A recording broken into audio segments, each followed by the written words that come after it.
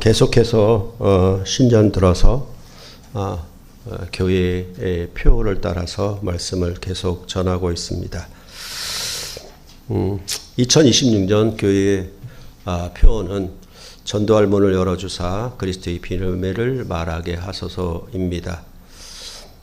물론 이것이 올 한 해 동안의 표이기는 하지만은 실제로는 예수를 믿은 후에 그리스도인의 삶의 전 목표가 되는 것이라고 이해하는 것이 좋겠습니다. 그러니까 한 해만 표로 삼고 지워버리는 것이 아니라 일생 그리스도 안에서 구원 얻은 후에 일생을 걸고 우리가 추구해야 할 목표라고 생각하시면 좋겠습니다. 이런 것을 이 표와 같이 이런 것을 다른 말로 얘기하자면 오늘 설교 제목이기도 하고 또한 빌립보서의 주제라고도 할 수 있는 오직 너희는 그리스도의 복음에 합당하게 생활하라. 이것이 또 우리의 전 삶의 목표가 되겠습니다. 항상 구원 얻은 후가 세례 받은 후가 사실은 문제입니다. 어떻게 살아야 할지, 어떻게 우리 삶을 하나님 앞에 헌신해야 할지 이에 대한 분별력이 없기 때문에 단지 믿음으로만 구원 얻는다는 그 구호와 가르침 때문에 실질적인 우리의 삶의 부분에 있어서는 어떻게 세상과 다른 그리스도인으로 사는 삶을 어떻게 사는 것인지에 대한 이해와 분별이 없게 되는 경우가 참으로 많은데 사실 성경은 이에 대해서 분명하게 그 길을 인도하고 가르치고 있습니다. 그리스도인들이 성경을 멀리하기 때문에 그 가르침을 알지 못하고 깨닫는 것뿐입니다. 그랬을 때에 우리가 살아가는 그리스도인으로 사는 필수적인 삶은 당연히 그리스도의 복음에 합당하게 생활하라 이렇게 되겠지요. 그러니까 약혼을 했으면 약혼의 언약에 합당하게 생활하게 되는 것이고 결혼을 하게 되면 결혼의 언약에 합당하게 생활하는 것이 당연한 이치인 것처럼 그리스도인은 오직 복음에 합당하게 생활하는 것이 아주 당연한 그런 이치라고 할 수가 있는 것입니다. 근데 이 번역하는 말이 생활하라 이렇게 되어 있으니까 그냥 살아가는 것, 그렇죠? 그러니까 그런 의미로 이해하기가 쉽습니다. 그러니까 영어로 번역하면 live 해서 live 하는 그런 의미로 그냥 산다라는 의미를 이해할 수가 있겠지만 사실은 이 단어의 뜻은 자유국가의 시민으로 살며 적극적으로 국사에 참여한다라는 의미를 갖는다고 합니다. 이러한 말을 우리가 빌립보서 안에서 좀 더 하자고 한다면 3장 20절에 나오는 말씀입니다. 우리의 시민권은 하늘에 있는지라와 맥락이 연결이 된다라는 것입니다. 그러니까 생활하라는 말은 하늘의 시민권을 가지고 살라라는 얘기가 되겠습니다.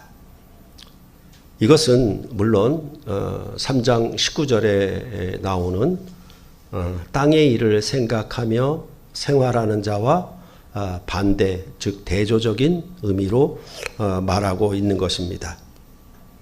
그러니까 이것은 실상 우리가 익히 알듯이 옛사람에게 말한 바 사는 것, 그 다음에 나는 너에게 이렇게 사르노니 이렇게 산상수훈에서 대조했던 그런 의미처럼 앞에는 땅의 일을 생각하는 자요, 뒤에는 하늘의 시민권을 가진 자 이렇게 대조를 시키고 있는 것이 역시 또 산상수훈의 그 패턴이 여기서 그대로 나와 있다라는 것입니다. 그러면 구약 백성은 율법에 합당하게 생활하는 자일 것이고 신약 백성은 복음에 합당하게 생활하는 자라고 할 수 있겠습니다. 그러면 구약 백성이 가진 그 시민권으로 사는 삶은 육체를 신뢰하여서 할례를 받으며 이스라엘 족속으로 히브리인 중에 히브리인으로 율법으로는 바리새인으로 사는 것을 이 빌립보서는 말을 하고 있습니다. 그런데 신약 백성은 그렇게 율법의 의로 되어 있는 생활이 아니라 율법의 의를 따라 사는 것이 아니라 오히려 그런 것들을 전부 배설물로 여기고 사는 새로운 삶을 얘기를 하고 있는 것입니다. 그것을 가리켜 율법에서 난 것이 아니라 예수 그리스도를 믿음으로 말미암는 의로 사는 것이다라고 그렇게 말하고 있습니다. 그러니까 이런 것들도 율법에서 난 의, 예수 그리스도를 믿음으로 말미암는 의, 이 둘의 관계도 결국은 뭐겠습니까? 서기관과 바리새인보다 더 나은 의, 그걸 말하는 방식으로 그대로 되어 있다라고 여러분들이 산상수훈을 통해서 배운 바를 기억하시면 충분히 알 수 있는 말입니다.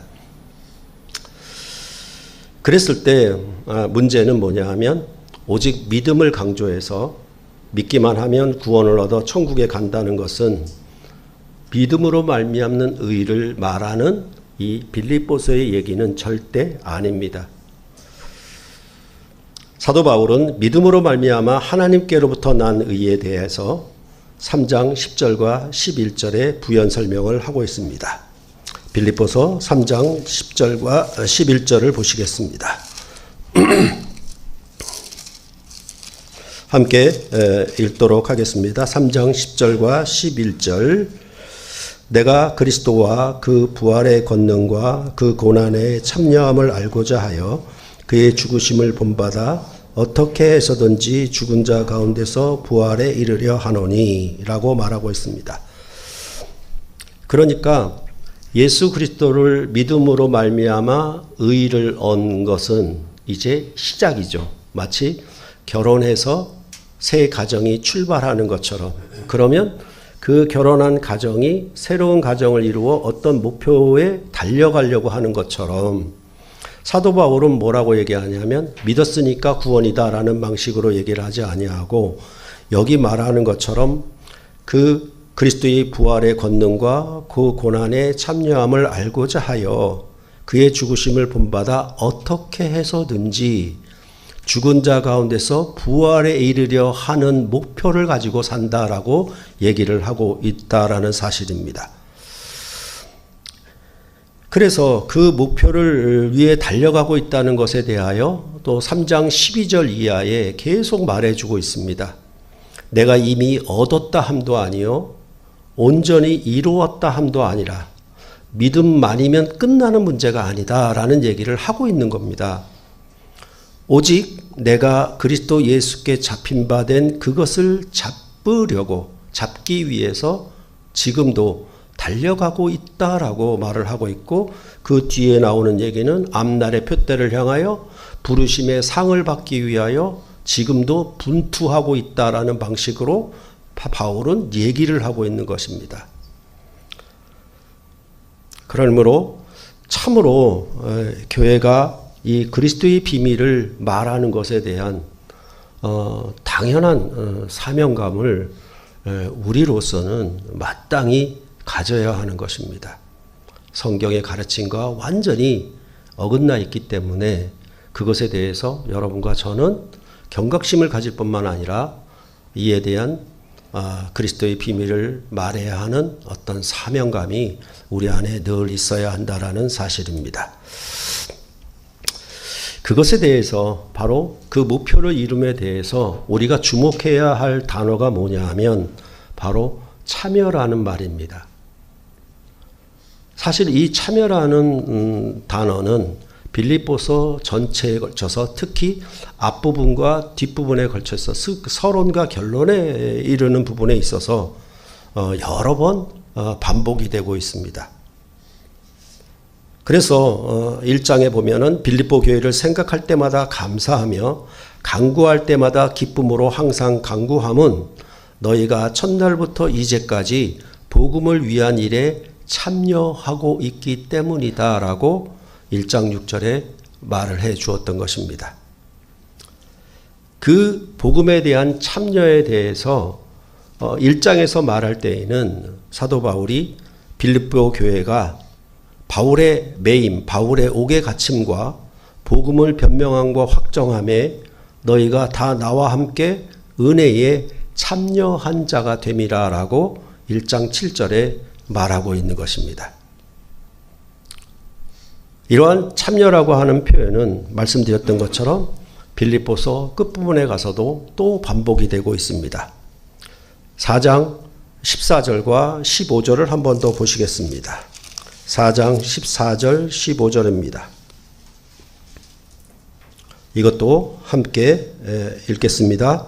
그러나 너희가 내 괴로움에 함께 참여하였으니 잘하였도다. 빌립보 사람들아 너희도 알거니와 복음의 시초에 내가 마게도냐를 떠날 때에 주고받는 내 일에 참여한 교회가 너희 외에 아무도 없었느니라. 이처럼 성경은 믿음으로 말미암아 의롭다움을 받아서 하늘 시민권을 가졌다라고 하면 하늘 시민권, 즉 천국 백성으로서 나타나는 삶이 그 목표를 향하여 참여가 있어야 된다라는 방식으로 말을 하고 있는 것입니다. 그러니까 이것은 어떤 나라, 이 세상의 어떤 나라 백성들도 사실은 이 참여가 그 백성으로서의 권한이라고 할 수 있겠죠. 그러니까 빌립보서에서 말하는 구원은 참여가 없다라고 하면, 믿음으로 의롭다함만 있다라고 하면 그건 구원이 없습니다. 마치 결혼을 해놓고 나 몰라라 하는 것과 같습니다.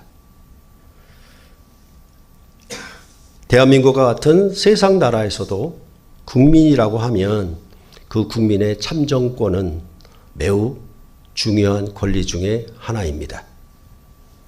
하물며 부활에 이르려고 하는 하늘의 시민권을 가졌다라고 하면 마땅히 그에 걸맞게 따라 나오는 것이 참여인 것입니다. 그럴 때 구약 백성도 가나안 땅에 하나님 나라를 건설하는 일에 출애굽함으로 참여한 것이고, 신약의 하나님 나라는 하늘 나라에 참여하는 것, 새하늘과 새 땅을 얻기 위하여 참여한 것이에요. 그러니까 성경이 말하는 구원은 참여가 없으면 구원이 아니라고 말을 하고 있는 것입니다. 이것을 다른 말로 얘기한다라고 하면 성경이 말하는 구원은 하나님과 동반자가 되는 것이고 언약의 파트너가 되는 거예요. 하나님의 일에 동행하는 거예요. 그게 성경이 말하는 구원인데, 엉뚱하게도 믿음, 구원 이렇게 해놓고 그 사이에 참여를 삭제시켜버린 겁니다. 이 참여가 굉장히 중요한 의미인데 이 참여를 완전히 없애버렸어요. 그래서 그리스도인으로 하여금 헛된 가르침에 속아 넘어가도록 그렇게 만들어 놓은 것입니다. 그럴 때 구약의 이스라엘 백성, 즉 율법의 의로 태어난 땅의 나라에 참여한 자들은 바로 땅의 영광과 부를 이루려고 노력할 것입니다. 그 적절한 예가 부자 청년이라고 말씀을 드렸습니다. 그래서 지난 시간에도 야고보서를 통해서 말씀을 드렸던 것처럼 땅의 시민권을 가진 자들은 자기 미래에 소망을 두고 여러 가지 계획과 뜻을 가지고 참여하지만, 그러니까 일종의 게으름이나 나태함을 얘기하는 게 아니에요. 최선을 다해서 노력을 다함으로 그들이 미래에 무언가 이익을 보는 일에 대하여 열심히 일을 하고 있는 자들을 가리켜 말하고 있는 겁니다. 그런데 그런 자들에게 말하기를, 그런 너희가 얻고자 하는 생명이 아침에 있다가 없어져 버리는 안개와 같지 아니하냐. 정말 허탄한 목표를 갖고 있지 않냐. 이렇게 야고보서는 하늘의 지혜, 위로부터 온 지혜로운 삶이 무엇인지에 대해서 그렇게 분명히 밝혀주었던 것입니다. 이러한 율법의 의로 태어나 땅의 영광과 자랑과 부를 추구하는 자들을 대해서 사도 바울은 눈물을 흘리며 십자가의 원수로 행하는 자들이라고 3장 18절에 말하고 있습니다. 아마도 빌립보서에 이러한 자들, 나중에 말씀하겠지만은 대적자들이 있었던 모양입니다. 그래서 그들을 가리켜 개들이다, 행악하는 자들이다, 몸을 상해하는 자들이라라고 3장 2절에 아주 엄하게 경계를 하고 있습니다.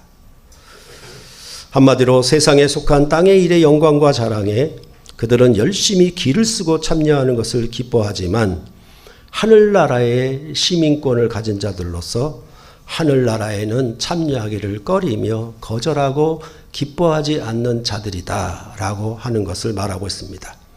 그러니까 이런 표현들은 개들이다, 행악하는 자들이다, 몸을 상해하는 자들, 이런 표현들은 실상은 유대인이 이방인을 향해 하던 말입니다. 그런데 그 말을 그대로 가져와서 이제 땅의 일을 생각하는 자들을 향하여 개들이다, 행악하는 자들이다, 몸을 상해하는 자들이라고 엄청난 욕을 하고 있는 것입니다. 그러면 이제 어떻게 하면 그리스도의 복음에 합당하게 참여하며 하늘 시민권을 가진 자로서 생활할 수가 있는 것인가? 그에 대해서 오늘 본문에 말을 해주고 있습니다. 먼저 사도 바울은 빌립보 교회가 복음에 합당하게 세라는 것에 대해서 듣기를 원했습니다. 내가 너희에게 가 있으나 너희를 떠나 있으나 항상 너희의 그 소식, 그것을 듣기를 원하였다라고 말하고 있는 것입니다. 그러니까 바울이 빌립보 교회를 개척했고 빌립보 교회를 세웠는데 바울이 있느냐 없느냐를 떠나서 그들이 모든 삶 속에 복음에 합당하게 생활하고 있는지 듣기를 원하는 것. 그렇죠? 마치 부모가 자녀를 객지에 보내놓고 그 자녀들로부터 들려오는 소식이 항상 부모 슬하에서만, 부모 도움으로만 크는 것이 아니라 있으나 없으나 정당하게 자기 자신을 세워서 합당하게 생활하고 있는 것을 듣게 되면 기쁨이듯이 바울도 그런 의미로 여기서 말씀을 하고 있는 것입니다. 그러면 바울이 듣기 원한 것은 복음으로 합당하게 생활하는 것에 대해서 하나의 문장으로 얘기한다라고 하면 한 마음으로 서는 것, 한 마음으로 서는 것입니다. 그 한 마음으로 서는 것을 듣기 원했던 것입니다. 여기에 한 마음으로 서서라고 하는 의미는 아무리 전투가 치열하다 해도 자기 초소를 결코 떠나지 않으려 결심한 병사들의 불굴의 용기를 갖고 굳게 서는 것을 의미합니다. 내가 이 진지만은 사수하겠다. 나를 밟고 넘어가라는 방식으로 한 마음으로 서서라는 표현을 하고 있는 것입니다. 그렇기 때문에 성경이 말하는 복음에 합당하게 생활하는 삶들은 뭐냐 하면 한 마음으로 서는 것인데 그것은 전투 상황에서 전쟁에서 자기 자리를 굳건히 지키고 섰는 것, 그것을 한 마음으로 선다라고 말을 하고 있는 것입니다.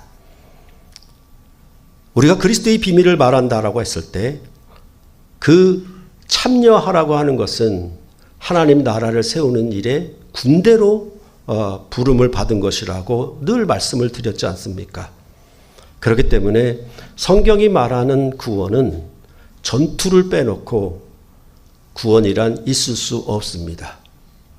그래서 성경은 창세기부터 계시록까지 전부 전쟁사라고 말씀을 드렸지 않습니까?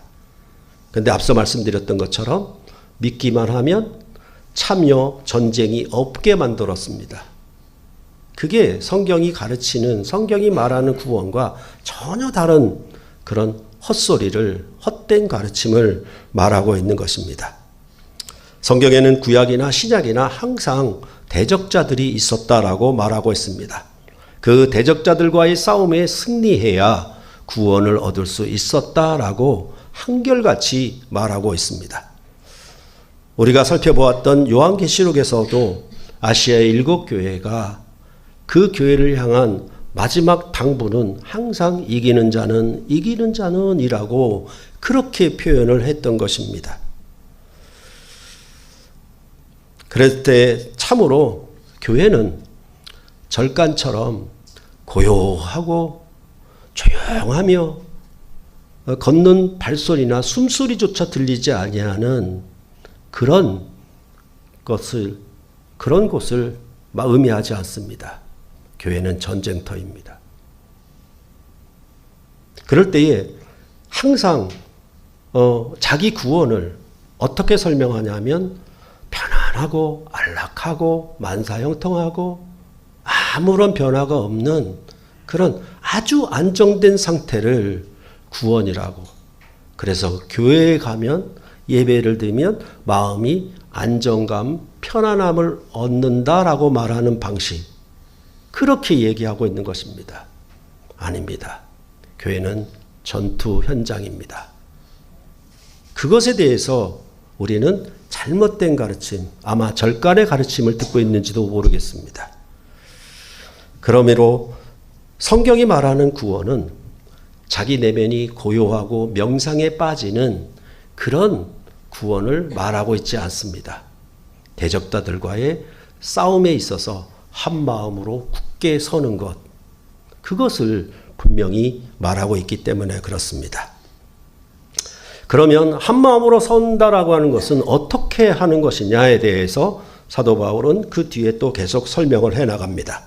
그것을 크게 두 가지로 설명을 했는데, 그 하나는 한 뜻으로 복음의 신앙을 위하여 협력하는 것이다 라고 말을 했고, 또 다른 하나는 무슨 일에든지 대적하는 자들 때문에 두려워하지 아니하는 것이다 라고 말씀을 했습니다. 이 두 가지를 따라서 우리는 구원의 증거와 멸망의 증거를 확연히 확실하게 알 수가 있다라고 본문은 말해주고 있는 것입니다. 그렇기 때문에 구원의 증거는 자기 마음에 구원의 확신이 있는가 없는가로 결정되지 않습니다. 무엇보다 한 뜻으로 복음의 신앙을 위하여 협력하는가, 협력하지 않는가가 구원의 증거가 되는 것이지, 자기 마음의 구원의 확신, 난 죽으면 천당 갈 수 있다는 확신이 그게 구원의 증거가 아니라는 말입니다. 그럴 때 여기에 말하는 협력이라는 말과 참여라는 말은 비슷한 의미를 갖죠. 그렇죠? 아까 말했던 동반자, 동행자, 언약의 파트너 다 같은 의미가 된다라고 볼 수 있는 것입니다. 그렇기 때문에 성경은 개인 구원을 절대로 말하지 않습니다. 공동체적인 협력을 구원이라고 말하고 있는 것입니다. 성경이 말하는 구원은 팀 경기이지 개인 경기가 아닙니다. 따라서 자기 개인의 구원만을 생각하는 자들은 성경의 구원의 증거와 하등 상관이 없습니다. 그리스도인들이 공동체 안에서 공존하고 조화롭게 협동하고 공동의 목적으로 공동의 적에게 대항하기 위해 굳게 서는 것이 대단히 중요하다는 점을 오늘 본문 말씀에서 말해주고 있는 것입니다. 사도 바울은 이렇게 한 뜻으로 복음의 신앙을 위하여 협력하는 것에 대하여 이제 2장 이하에서부터 예를 들어서 본보기를 들어서 말씀을 하고 있습니다. 그래서 2장 5절로부터 11절에는 예수 그리스도를 본보기로 세웠고, 2장 12절로 18절에는 사도 바울을 본보기로 세웠고, 또한 디모데와 에바브로디를 통해서 2장 19절로부터 30절에 이 교회의 사역자들을 통하여 본보기를 내세웠습니다. 이들이 바로 한 뜻으로 복음의 신앙을 위하여 협력하는 자들이다라고 말을 하고 있는 것입니다. 한 뜻으로라고 하는 것은 어떤 말이냐면 일심으로 이렇게 얘기할 수도 있는데 그것보다는 한 영으로 이렇게 말하는 것이 더 좋을 수도 있겠습니다. 그럴 때에 이 한 뜻으로를 설명하는 말들이 뭐냐 하면 아무리 선한 일이라도 즉 그리스도 안에 무슨 권면이나 사랑의 무슨 위로나 성령의 무슨 교제나 긍휼이나 자비가 있을 때 마음을 같이하여 같은 사랑을 가지고 뜻을 합하며 한 마음을 품어야 하는 것이 한 뜻입니다. 그런데 교묘하게 어떻게 하냐면 이렇게 정말 이 선한 일들 그리스도 안에 무슨 권면, 사랑의 무슨 위로, 성령의 무슨 교제, 긍휼이나 자비를 행하는데 어떻게 행하냐면 다툼이나 허영으로 행하는 것입니다. 그렇게 되면 한 뜻, 협력하는 한 뜻이 이 팀워크가 깨진다라는 말입니다.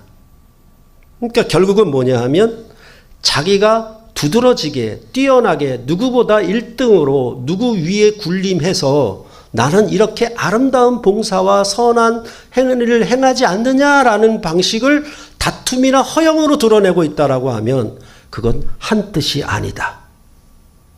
굉장히 많이 속는 거죠. 그렇죠? 그러니까 뭔가 교회에 대한 어떤 봉사나 형제들을 위한 섬김이나 구제에 있어서 자기 이름을 내는 일에는 하지만은 그렇죠. 그러니까 공동에 안 보이는 연보에 대해서는 낮게 여기는 겁니다. 이름이 드러나는 일, 이름이 드러나지 않는 일을 확연히 구분합니다.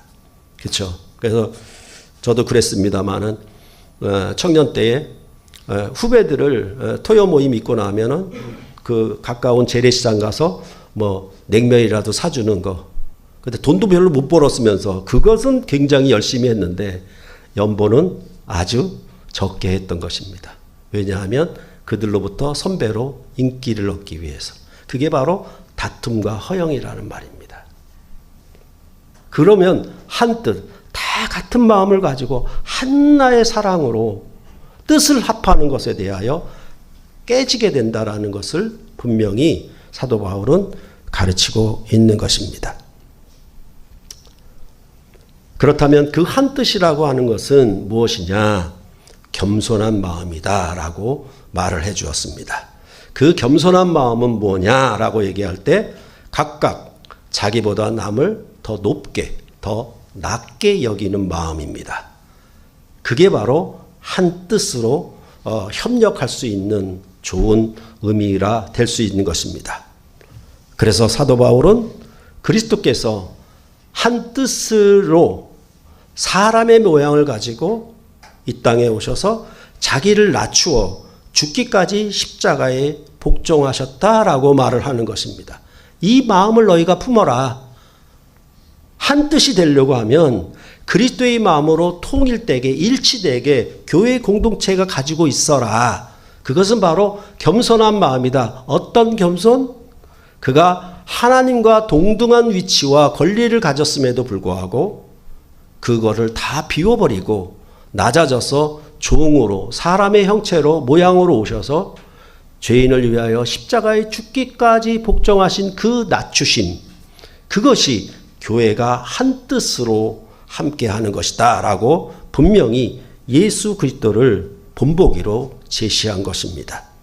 예수 그리스도를 믿는다면 그의 행하심을 따라야 하는 것이 지극히 당연할 것입니다.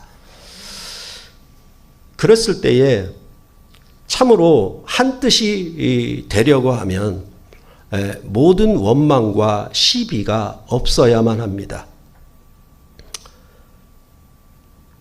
자신의 이익을 추구하려고 하면 원망과 시비가 자동으로 발생하게 되어 있습니다. 그래서 바울은 자기 이익이나 자기 영광을 구하지 않고 오히려 빌립보 교회의 믿음과 섬김, 그들의 그리스도인으로 복음으로 합당하게 생활하는 것에 대하여 너희가 높아진다고 하면 나는 너희의 내 생명을 전제로 바칠지라도, 내가 희생제물로 바칠지라도 난 그게 기쁘다라고 말을 하고 있는 것입니다. 이런 마음들은 마치 부모가 자식이 잘 된다라고 하면 부모의 생명은 너 자식을 위해서 다 주마 라는 말과 같은 말이에요. 부모가 자식보다 높아지는 것이 아니라 자식을 더 높고 더 낮게 여겨서 자기 생명과 일생을 헌신하는 것으로 사도 바울은 그렇게 말을 하고 있는 겁니다. 내가 개척한 교회인데, 내가 이렇게 큰 교회를 세웠는데, 나와 내 자식 목사를 내보내려면 적어도 200억이 있어야 돼. 이런 식의 생각은 아니라는 겁니다.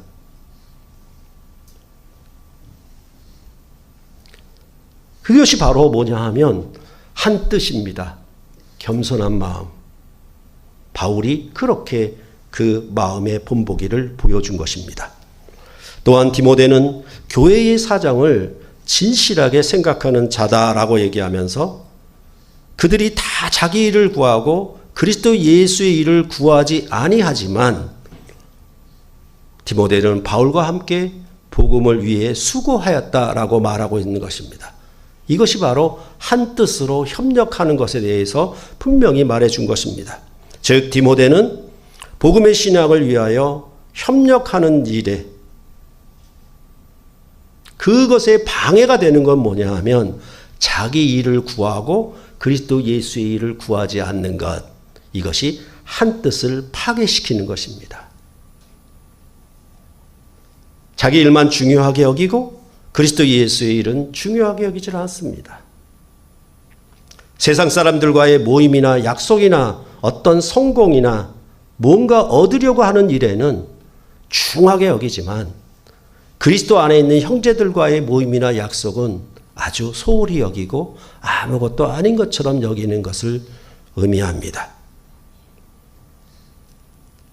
이것은 산상수훈에서 보았던 것처럼 하나님의 나라와 의를 먼저 구하라 라는 말씀과 일치하는 것이 되겠습니다.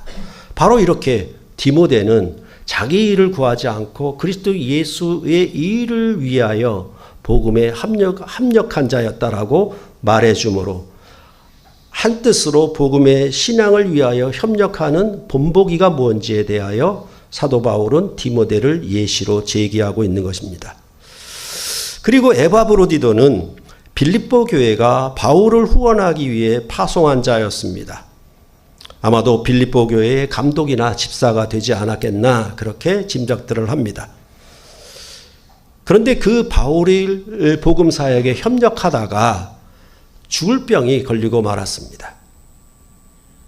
그런데 묘한 것은 뭐냐 하면 자기가 병든 것에 대하여 빌립보 교회가 들어서 그들이 근심하는 것 때문에 에바브로디드는 더 근심을 했습니다. 이게 도대체 무슨 아이러니랍니까? 죽을 병이 걸렸는데 자기 근심하는 것도 감당하지 못하겠는데 내가 병든 소식을 교회가 듣고서 근심하는 것 때문에 더 심히 근심했다라고 하는 것. 이게 뭐냐 하면 한 뜻으로 복음의 신앙을 위하여 협력하는 케이스다라고 이 사도 바울은 에바브로디도를 말을 하였던 것입니다. 그래서 에바브로디도인 그가 그리스도의 일을 위하여 죽기에 이르러도 자기 목숨을 돌보지 아니한 것이라고 2장 30절에 말해준 것입니다. 이게 바로 한 뜻으로 복음의 신앙을 협력한 케이스, 본보기라고 분명히 말해주고 있는 것입니다. 그러니까 자신이 받는 대우, 내가 이렇게 어렵고 힘들지 않냐? 내가 이렇게 죽을 병이 걸렸지 않냐? 너희는 왜 나를 보지 않아도 날 대접해주고 날 생각하지 않느냐? 그런 차원의 생각이 아니라 내가 죽을 병이 걸렸음에도 불구하고 나로 인해서 교회가 근심하는 것 때문에 내가 더 근심하게 되는, 세상에 어떻게 이런 일이 있답니까? 그게 바로 뭐냐 하면 하나님께로서 난 자들이라고 분명히 말해주고 있는 것입니다. 앞서 말씀드린 것처럼 항상 원망과 시비가 발생하는 것은 나에게 받는 대접이 소홀하기 때문에, 그것 때문에 항상 원망과 시비가 일어나는 거죠. 이에 대해서도 산상수훈을 말했습니다. 황금률로 남에게 대접받고자 하는데도 너희도 남을 대접하라, 이렇게 말을 했던 것입니다.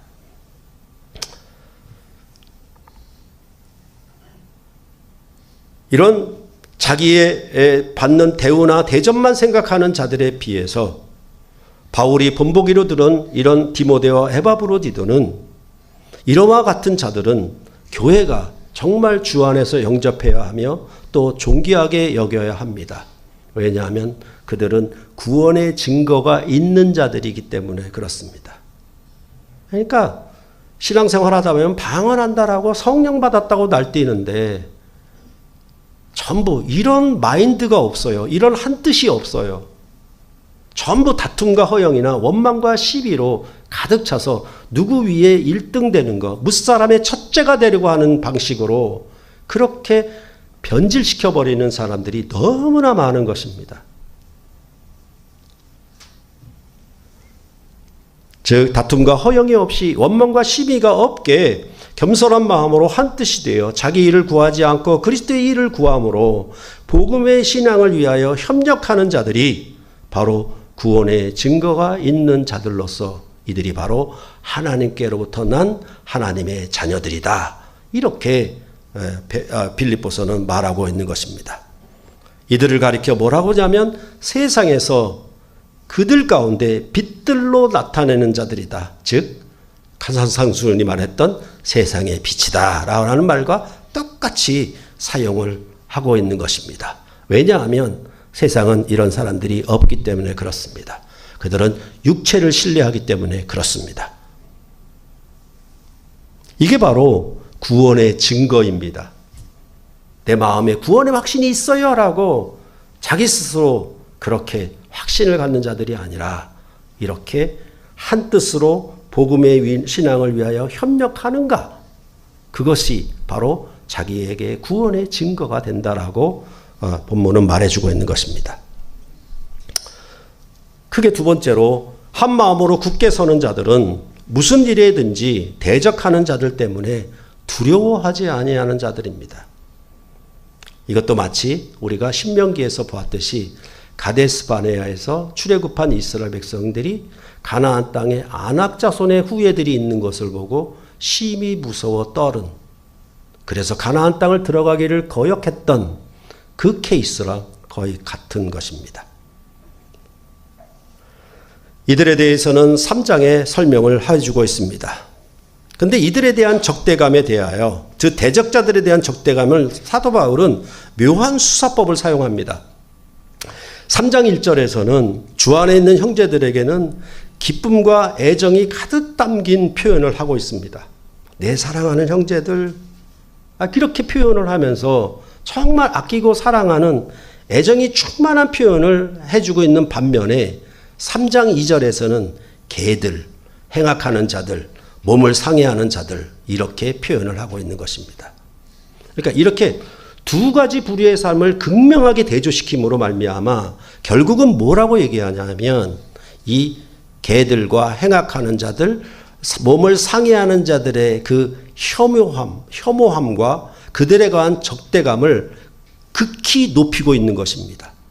이렇게 대조법을 통해서 이들에 대해서 삼가라 거듭거듭 반복을 하고 있는 것입니다. 이러한 아주 혹독하고 경멸스러운 표현을 계속하고 있는 것입니다. 그러므로 그리스도인은 누구에게나 친절하거나 누구에게나 따뜻하거나 누구에게나 애정을 가진 자들이 아닙니다. 전쟁터라는 인식을 못해요. 내가 어떻게 착한 사람이 되느냐에 대한 목표를 두고 개인 구원의 목표를 두었기 때문에 성경은 절대로 유교적으로 도덕적인 성인 군자가 되는 것을 구원이라 말하지 않습니다. 그것은 바로 악군과 적군이 누구인지 분명하게 구별할 수 있는 자가 되어야 한다라는 말입니다. 예수님도 바리새인들을 가리켜 독사의 자식들이라고 심한 욕을 하셨습니다.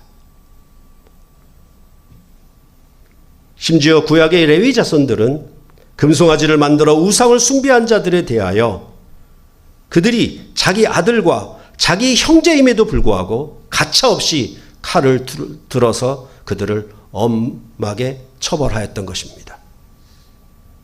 완전히 도륙을 하였습니다. 이는 세상 나라에서도 반역을 일으키는 자들에 대해서는 왕자라 하더라도 왕은 가차없이 처결을 해야 하는 것입니다. 그것이 바로 한 국가에서 구테타, 반역, 내란을 보는 시각이 되어야 한다라는 사실입니다. 그럴 때 이 3장 2절에서 삼가라는 말을 거듭 3번 반복하는 것은 경계를 매우 삼엄하게 하라는 뜻입니다. 한마음으로 서서가 치열한 전투 가운데서 자기 위치를 굳건하게 지키는 용맹한 군세인 것처럼 신중하게 주목하고 주의를 기울이고 그들에 대하여 명확하게 판단할 것을 요구하고 있는 것입니다. 삼가라, 삼가라, 삼가라. 악운인지 적군인지 확실하게 분별할 수 있도록 주목하고 주의하고 경계심을 늦추지 말고 삼엄하게 그것을 보라라는 얘기라는 것입니다. 그럴 때 그 대적자들은 한마디로 얘기할 수 있습니다. 육체를 신뢰하는 자들입니다. 이것을 성경에서는 육신에 속한 자들 이렇게 말하기도 합니다. 그들은 율법의 의로 자기 출생이나 신분을 자랑하는 자들입니다. 그래서 빌립보서에는 난지 8일 만에 할례를 받았다. 나는 이스라엘 족속이다. 베냐민 지파다. 히브리인 중에 히브리인이다. 율법으로는 바리새인이다. 라고 주장하는 자들입니다. 이런 자들이 바로 교회를 박해하는 자들이었다라고 사도 바울은 3장 5절과 6절에 말해 주었던 것입니다. 그러니까 일종의 민족적이고 피부색을 따라서 또한 종교적으로 금수저임을 자랑하는 자들, 이들이 바로 육체를 신뢰하는 자들입니다. 이들에 대해서 삼가고 삼가고 삼가라. 그러니까 참으로 안타까운 것은 뭐냐 하면 복음주의를 앞세우고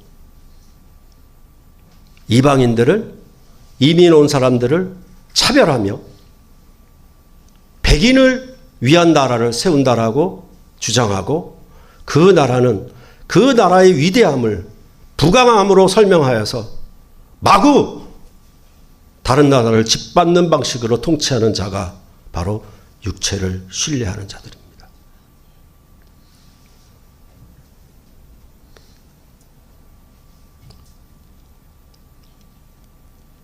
이들은 항상 무사람의 첫째가 되려고 하는 자들입니다. 가문이나 학벌이나 종교적 경건함에 따라서 우월감을 가지는 자들입니다. 정치 권력, 경제적 권력, 종교적 권력을 추구하는 자들, 666을 추구하는 자들이 바로 육체를 신뢰하는 자들이라고 사람의 수라고 요한계시록에서 말했던 그것과 일치하는 말인 것입니다. 그래서 육신의 소욕을 따르고 성령의 소욕을 따르지 않습니다. 그렇기 때문에 땅의 일을 생각하며 땅의 것으로 배부른 부자가 되는 것을 원하는 자들입니다. 이들을 가리켜 육체를 신뢰하는 자들이다. 그러나 그리스도 예수의 사람들은 갈라디아서 5장 24절에 말하는 것처럼 그 육체와 함께 그 정욕과 탐심을 십자가에 못 박아버린 것, 그 욕심과 탐욕을 십자가에 죽여버린 것이라고, 아예 땅에 묻어버렸다라고 그렇게 말을 하고 있는 것입니다. 그들이 믿음으로 의롭다함을 받은 하늘의 시민권을 가진 자다, 이렇게 말해 주었던 것입니다. 그랬을 때 참으로 한 뜻으로 복음의 신앙을 위하여 협력하는 자들에 대하여 오늘 본문에서는 더 설명해 주고 있습니다. 한마디로 하나님의 은혜를 받은 자들입니다. 그 은혜는 앞서 말씀드렸던 것처럼 잔잔한 호수처럼 평탄하고 쉬우며 넓은 길로 가는 것이 아닙니다. 그리스도의 고난에 참여하는 자들입니다. 율법의 가르침을 따라 협력하지 않기 때문에 이들에게는 고난이 따라오게 되는 것입니다. 예수님이나 사도 바울이나 모든 제자들이 가는 곳마다 소동을 일으키고 박해하며 대들었던 자들이 바로 유대인이기 때문에 그렇습니다. 그들은 육체를 신뢰하는 자들입니다. 그래서 이 땅에는 영구한 도성이 없고 예수님은 영문 밖에서 십자가에 죽으셨다라고 말한 것입니다. 이와 같이 예수님도 사도들도 세상으로부터 미워함을 당하는 것처럼 교회도 세상으로부터 미워함을 당할 수밖에 없습니다. 지난 시간에도 말씀드렸던 것처럼 추구하는 목표와 가치가 다르기 때문에 그래요. 땅의 일을 생각하느냐 하늘의 일을 생각하느냐가 안 맞기 때문에 이건 당연히 고난이 필수적으로 따라오게 된 것입니다. 만약 고난이 없다라고 하면 그것은 땅의 일을 생각하는 자들과 함께 한 통속이 되었기 때문에 그들이 건드리질 않아요. 그러니까 모든 관계가 다 원만하게 돌아가지요. 한 번도 고난이나 핍박이나 모욕적인 소리를 들은 적이 없어요. 희롱이나 이런 얘기가 나한테 내 사전에, 내 인생의 사전에 없어요. 왜냐하면 그들과 영합해서 똑같이 살고 있기 때문에 그들이 비난할 건덕지가 없다라는 얘기가 되는 것입니다. 그렇기 때문에 그리스도인들은 예수님과 사도들이 겪었던 싸움과 같은 싸움에 들어와 있는 자들이라고 오늘 본문에서도 말해주고 있는 것입니다. 만일 그런 싸움이 없다라고 하면 한마디로 구원의 증거가 없는 자들입니다. 앞서 말씀드렸던 것처럼 그냥 평탄하고 안락하며 만사형통이 되는 것을 구원이라고 여긴다라고 하면 그것은 절간에 가서 찾으시면 됩니다. 교회에서는 그런 걸 주지 않습니다. 그건 정말로 크게 실수하는 겁니다. 마가복음 8장 34절 제가 구원의 명제라고 했던 것처럼 누구든지 나를 따라오려거든 자기를 부인하고 자기 십자가를 지고 나를 따를 것이니라. 여기 빌립보에서 말하는 참여는 뭐냐 하면 예수 그리스도의 가르침에 팔로잉 따라가는 겁니다. 그 정책에 그 가르침에 동참하는 거예요. 그것을 뭐라고 얘기하냐면 자기를 부인하는 겁니다. 그 말이 뭐냐? 육체를 신뢰하는 것을 부인하는 겁니다. 나는 영에 속한 사람이다. 나는 하나님께로서 난 자이기 때문에 한 뜻으로 복음의 신앙을 위하여 협력하는 자들이다.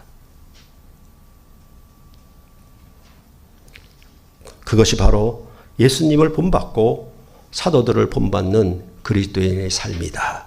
하나님이 우리에게 이 은혜를 주셨다라고 사도 바울은 말해주고 있는 것입니다.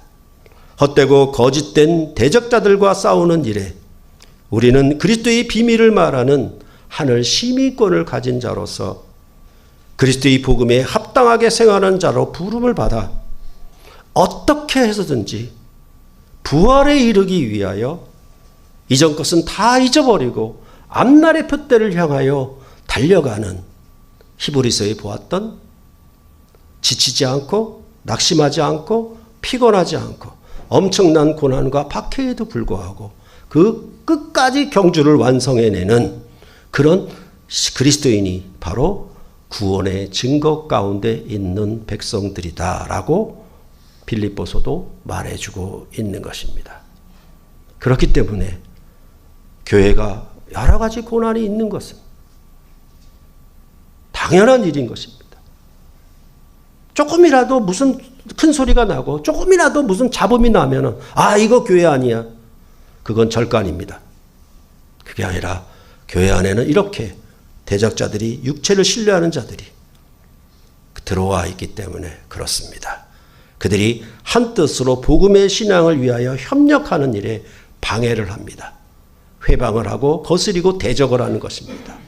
그러면서도 자기 구원은 있다라고 거짓된 구원의 확신을 갖고 살아가는 사람들입니다. 이들은 참여나 협력이나 팀워크에 대해서는 전혀 모르는 자들입니다. 왜냐하면 자기 개인만, 자기 일만 구하기 때문에 그렇습니다. 참으로 구원을 얻은 그리스도인의 백성의 증거된 삶이라고 하면은 한마디로 참여입니다. 그와 비슷한 말로 협력입니다. 그리고 한 몸으로 공동체를 이루어가는 삶, 그것이 부활에 이르려고 어떻게 해서든지 달려가는 존귀한 그리스도인의 삶이라고 이 빌립보서는 우리에게 말씀해 주고 있는 것입니다. 복음의 사역에 후원하고 참여하고 서로 한마음으로 연합하고 이런 것들이 전부 전도할 문을 열어주게 되는 근본적 바탕을, 이 내공을 다지는 것이라고 빌립보서는 분명히 말해주고 있는 것입니다. 여러분과 제가 이렇게 올해의 표뿐만 아니라 그리스도인으로 거듭난 새 사람으로서 일생의 목표, 이 땅에 주님 오시기까지 살아가는 그 목표가 바로 오직 그리스도의 복음에 합당하게 생활하라 라는 것입니다. 이 삶이 여러분에게 큰 은혜로 주어졌으니 반드시 부르심의 상을, 부활의 상을 얻기를 간절히 소원합니다. 기도하시겠습니다.